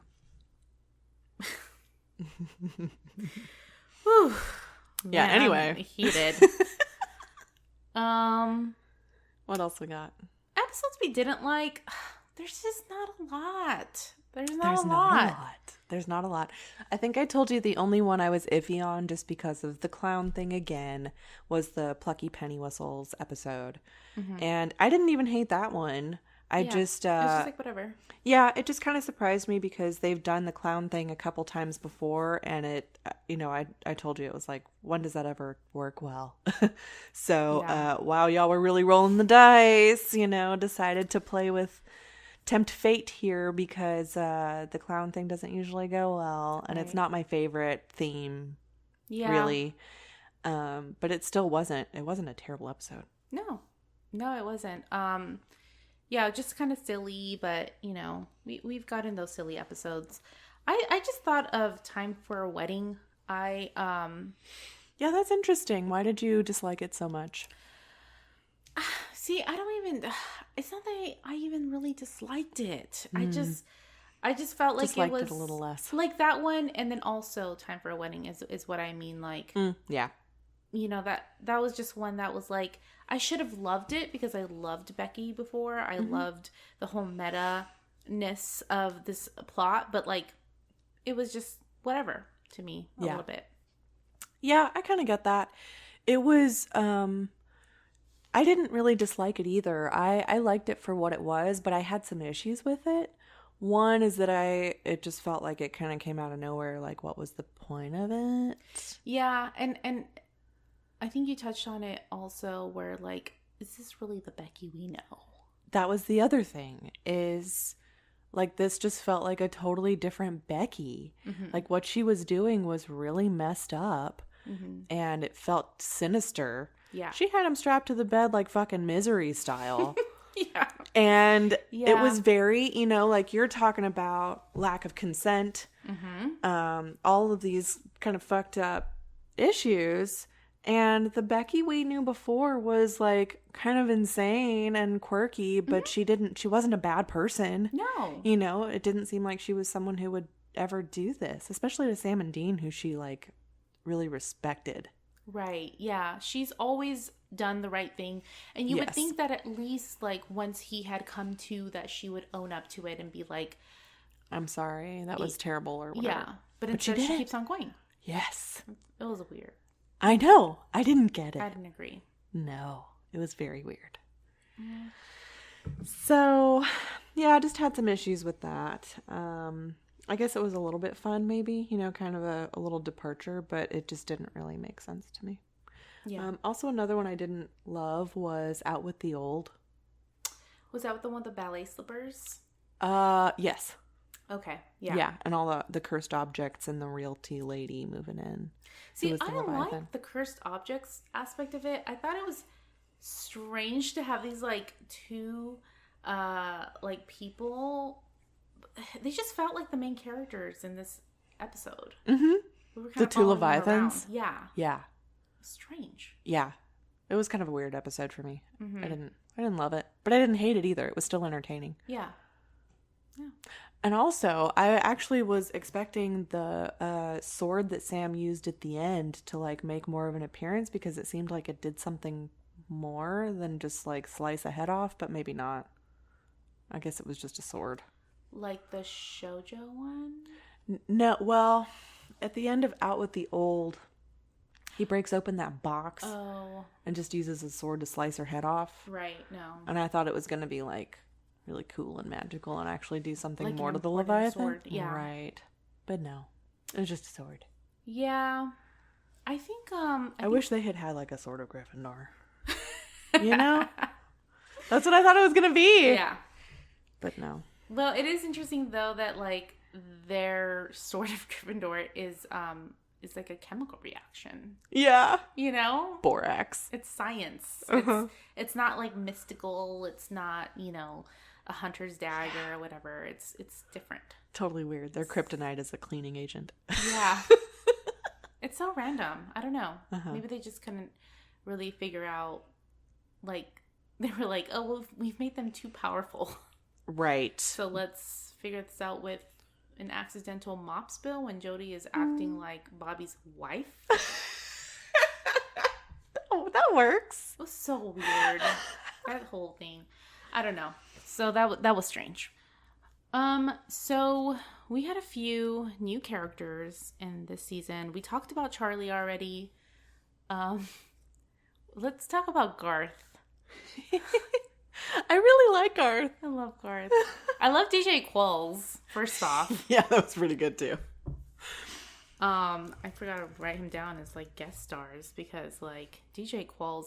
This was definitely post The New Guy, Road Trip. Those were his movies, his big movies. I never saw them. Like I know this actor, I know of him, but I haven't actually like seen anything. Just raunchy movies. Mm-hmm. I haven't gone back to see The New Guy. I know I've seen it like a million times before. Mm-hmm. But I'm scared that's not going to hold up. But I know Eliza Dushku is like the hot girl in The New Guy. And I love her. I think the movie begins with him getting a boner and then a janitor lady grabbing onto it and breaking it. Oh, Lord. And I remember just at a 12-year-old me being like, how does that happen? What? Yeah, I'm trying to, like, I've definitely seen him in stuff. I'm trying to remember what it was. Let me see. I'll let you know if I find it. Mm-hmm. Oh, Hustle and Flow, probably. That's a damn good movie. I think that actually might be it. But he's fun. Yeah, he's a lot of fun. I loved his little like poison like intro in the beginning of Party on Garth. Yeah, I love him. Yeah, he's very cool.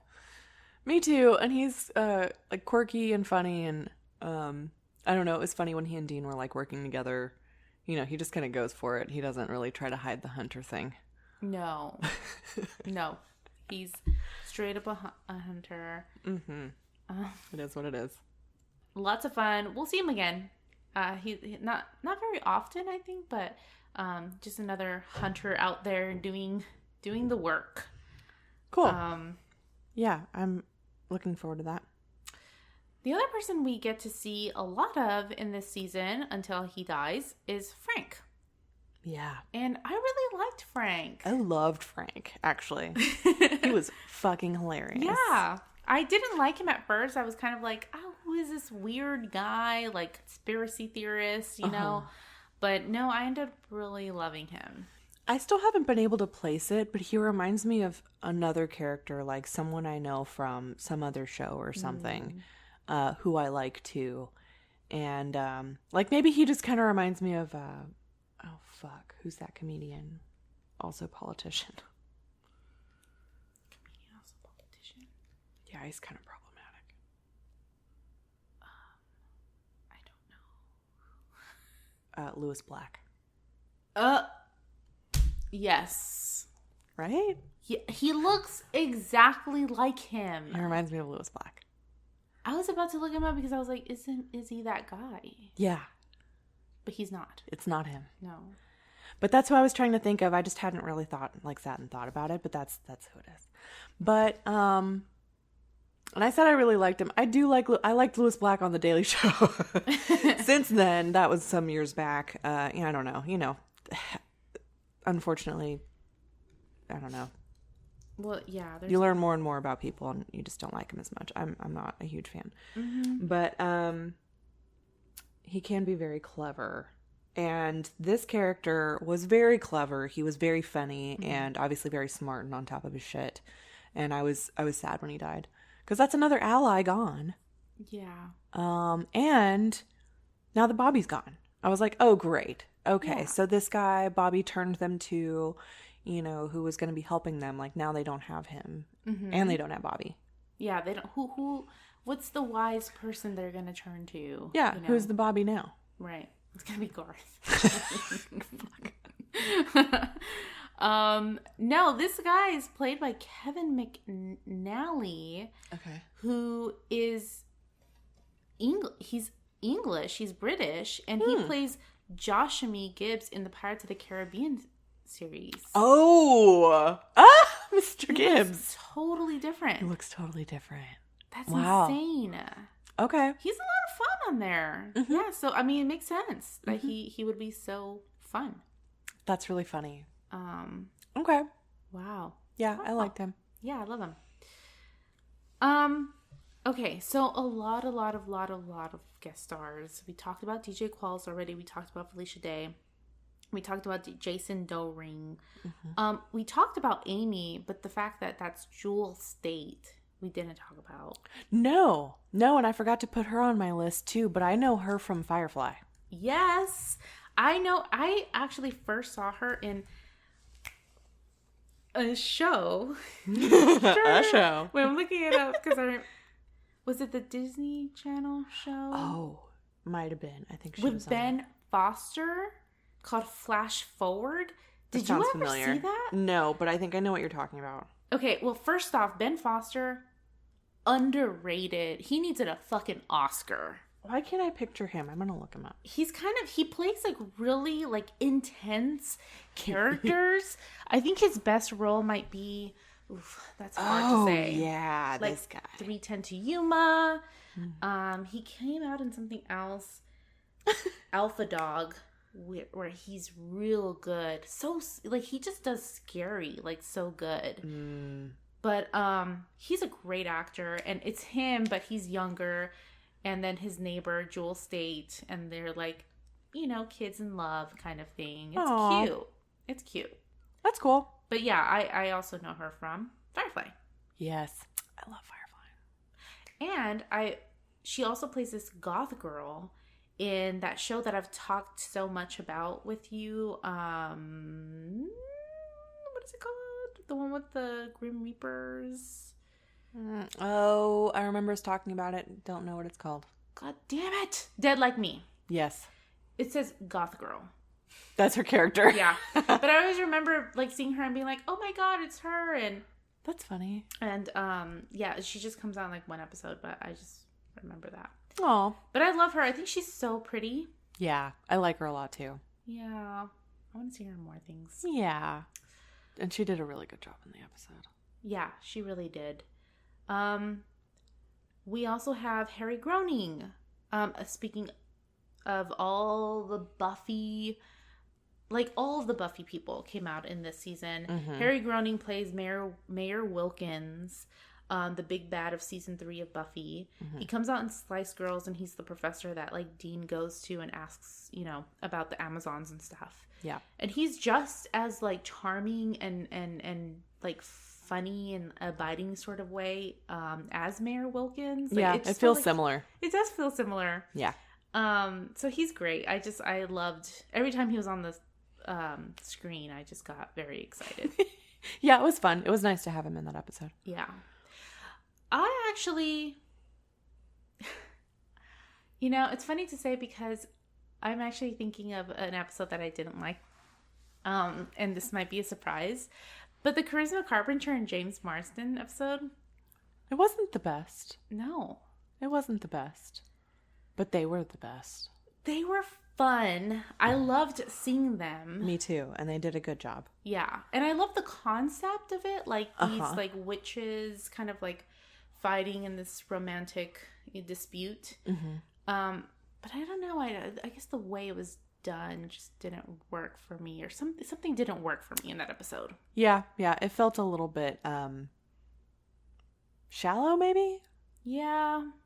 Because I don't know. Like we didn't really get to the like their relationship and why they were fighting and everything.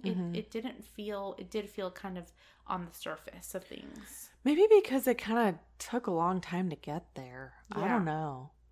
But we had other episodes where we have like a couple or a character for one episode, and we get so much out of them. We get so much like emotion from them and for sure. Story, you know.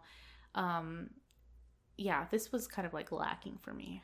Yeah, me too. And the more I think about it, I feel like, you know, there was a lot of setup and a lot of like suspicion, like, oh, well, we know, you know, that one of them is like a witch or something, and like Charisma was, and didn't really know what James Marsden's deal was until like the end. Right. And it just all kind of came out at the end. And it was like, I wish I had known about this earlier so we could have had fun with them. Right.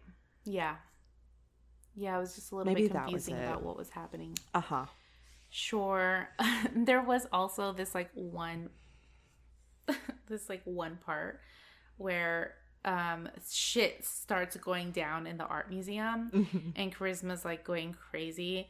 And then we just get this shot of James Marsden sitting outside in his car just looking at the art museum. We know he knows that shit is going, you know, like hitting the fan. Shit's going down. Right. But he's just staring at the art museum as if he could see it too. Yeah. It was just strange. It was just a bad kind of example of directing that moment. Yeah, I agree. Also, like, it was kind of weird the relationship that Charisma had with that other woman. I thought that maybe they were like Leslie lovers on the side or something. Yeah. No, that's true. It was just couldn't tell what was happening. I couldn't tell at all either. No, I agree. Oh, well, it was still nice to see them. I was excited. I know. And James Marsden does a pretty good American accent, too. He does. Well, he is American. I thought he was British. No. It's the other way around? Yes. Which is insane, because he does an amazing British accent. Okay, first of all, that's shocking to me. No, yeah. It is, because it's and also so weird good. Because I feel like he sort of like broke his American accent a little bit, but maybe I was just projecting and like imagining that he was British, and so I thought it wasn't like perfect. Okay. Because his British accent is perfect. Oh, wait. Okay, let's first off, and I knew I was doing this, but James Marsden is Cyclops from X-Files. James Marsters is his name. Oh, yeah. Thank you. Marsters. They're like I did the same exact name. But yes, he is an American actor. Wow. And but dude, like he should just go around talking with a British accent. I thought he was British because he sounds better British, and he sounds better. Actually, like it sounds. How does it sound more natural? It sounds so natural. That's how great he is. That he should just, like, instead of Madonna and Lindsay Lohan pretending to be British, it should just be him. Fucking James Marsden. And, Like, I really thought that there was a point in this episode where he kind of, like, broke it a little bit and it sounded slightly British. Oh my God, no. He I was must have born, just made that up. He grew up in California. Wow. Okay, well, he's British in my mind. He is adopted as That a Brit. Unofficial Brit. Yeah. That is so funny. I love it. It's so hilarious. I know. No, because I had the same learned reaction something when I found out. That too with I get like that about Ryan Quanten. He's the brother from True Blood. Okay. And he does a really great like Southern accent. Yeah. He is Australian. Never would have guessed. Yeah. I never would have thought that. I think I've like looked up like videos of him speaking. He's super cute. With he's more than cute. Very fine. Like I would I won't say what I would do. Bad things. But no, yeah, like yeah, That's it's insane. crazy. It blows my mind with those types of things. I'm so glad I learned that today. But also, I never would have fucking guessed. Ever. I could have gone the rest of my life thinking that James Marsden was fucking British. I was like, wait. I know I think. You're like, no, I see. I think he's American. He's American. I love that he slipped into his British accent. Oh, man. Yeah. I might need to rewatch it to see if I can see where I thought that. So funny. Well, we've talked about a lot. I think we've hit all the season 7 points. That was great. I kind of liked this format because it gave us so much to talk about. Yeah. And, I don't know. Just kind of reflecting on like this format versus what we were doing before. Like, obviously we're trying to pack a lot into this kind of conversation, but in breaking down episode by episode, there were definitely, I don't know, things that are maybe interesting to discuss, but I don't feel like there was a real loss in how much I enjoyed, watching it or discussing it. No, not at all. I don't know. There just isn't as much of a need for that, maybe. Yeah, I don't know. I think especially with season 6, it just felt like we were talking about the same thing over and over and just like wondering where it's cast and things like that. And I wasn't sure how this format would go and if we would be able to hit everything, but I feel good about it. I feel like we spoke about all the important points and at length, and I don't feel like we missed anything. No, I don't either. I'm going to double check my little notes here. I think I talked about everything I wanted to as well.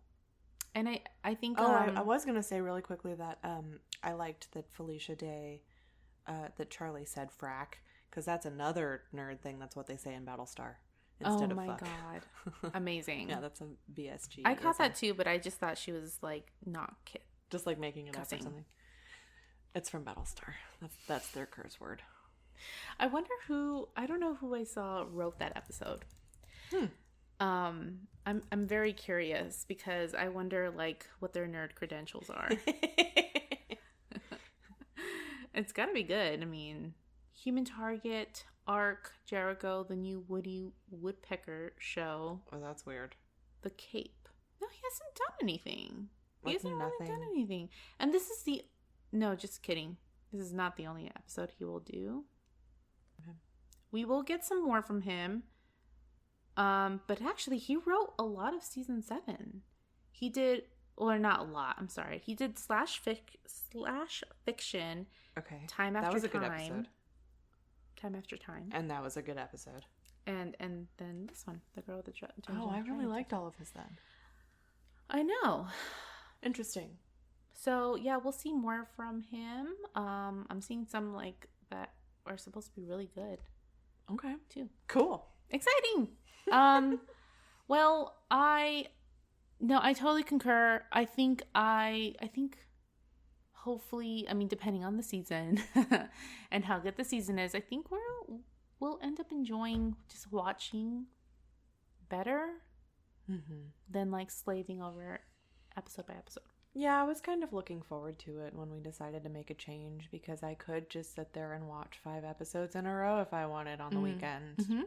Yeah. And I couldn't do that before. No. And it is a different way to experience it. Less pressure. Yeah. No, definitely. And it was fun. I enjoyed it. Yeah, me too. Well, season 8. Sorry. No. Actually, just one last thing is to think about how the season ended. Yes.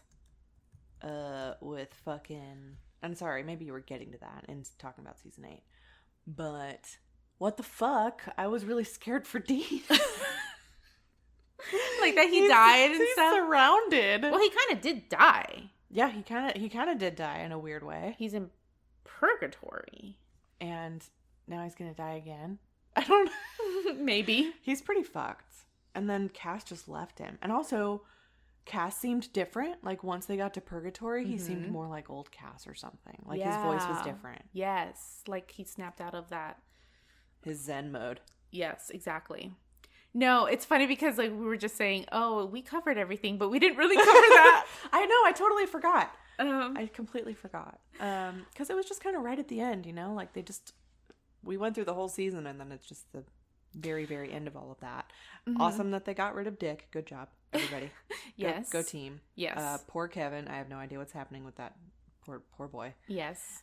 And Sam is all alone-y. He doesn't even have Bobby now, and he looked like he was about to cry. He doesn't. And he's freaking out. What the fuck is happening with Dean? And those, like, crazy...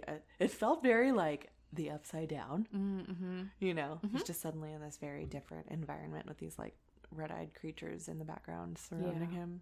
Oof. Yes. It's creepy. And they're all monsters. He's just surrounded by all monsters now. Does he have any weapons on him? Like, I don't even know. Like, what is he supposed to do? Like, I was thinking, like... Yeah. I don't even know what I would do. You supposed to climb up a tree or something? Where the fuck do you go? Yeah, no. There's no escape. He has to survive now. Oh. Without Cass. Yeah, where the fuck did Cass go? He's there and then he's gone? It's not helpful. No, not at all. Yeah, I'm glad you brought that up because it was very sudden. Mm-hmm. That is one thing that I don't know I don't know if I ever felt good about how the Dick Roman stuff was resolved because it is very sudden. Like, we hear about this, like, stick, this, like, weapon and stuff, but we don't really see, like... And we see them collecting, like, things needed to create it, but not really, like, creating it and stuff. And They don't really make a big deal about it. Yeah. And they were able to just kind of, like, take him down. Yeah. But, I mean, with the help of Meg and, you know, the whole team and stuff, with Crowley and everything. So, yeah. There's that. But, yeah, no. We'll see what happens in season 8. I mean... It's a good way. It's interesting. I don't think that they usually end on a cliffhanger like that. Mm-hmm. Not that I'm thinking of. No. It's usually more like, this has been resolved, but there's still some shit. You can tell some other shit's going to be happening. So tune in next season to see what happens. Right. And here it's like, oh no, it's really setting us all up for... Purgatory, Dean in Purgatory, and Kevin Tran. Mm-hmm. Which is interesting, yeah, because that is season 8. Okay, yeah. I'm going to have to watch the first episode today, probably. I'm thinking, like, did the last time that happened or they ended a season like that, was that when Dean was in hell? Oh, maybe, yeah. Or they just, like, left off on that shot of him in hell and that was it? Right. Yeah, that's probably what it is. The only thing I can really think of because the others were pretty well and the car crash in season 1. Yeah, but yeah, that's small potatoes now compared to everything else they've been through. Car crash versus hell, purgatory. Yeah, no, that's insane. Oh man. So I don't know. We haven't talked about when we're gonna come back. Mm-hmm. You know. No, we're pretty loosey-goosey. Keep an eye out.